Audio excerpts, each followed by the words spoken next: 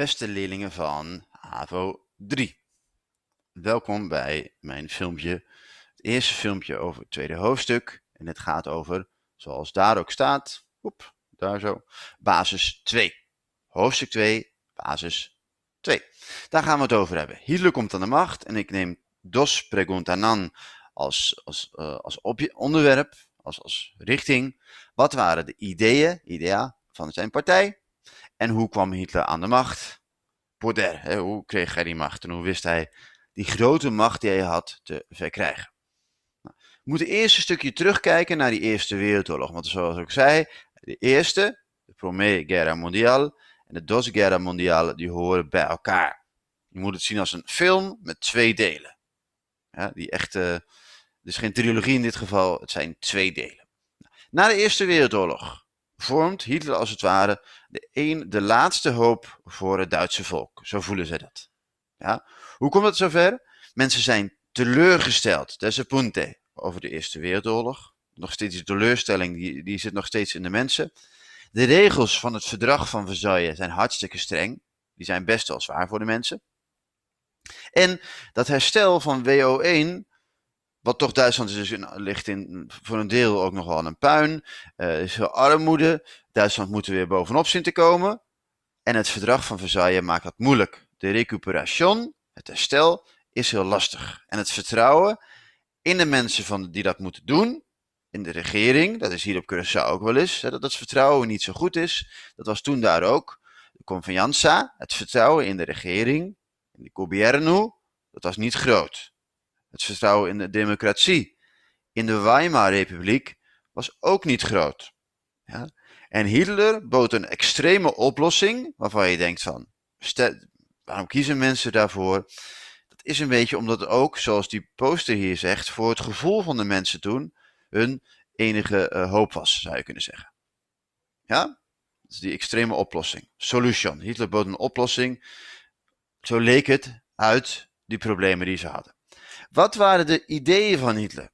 Want die waren heel extreem. Hierboven zie je van de Bund Deutsche Mädchen. Dat is zeg maar de Hitlerjugend, maar dan voor meisjes. Hitler bood een hele idee over hoe de samenleving, de sociëteit, eruit moest zien. Hij moest in plaats van de democratie, in plaats van de ministers, in plaats van de Weimar-republiek, moest er 1 leider, een Führer, en 1 partij zijn. 1 partij. Ja? Hij was heel erg nationalistisch. Dat betekende dat hij trots op het land heel goed vond. Nou, dat kennen we nog van de Première Guerre Mondiale. Dat speelde ook in heel Europa. En hij wilde voor zijn Duitse volk leefruimte.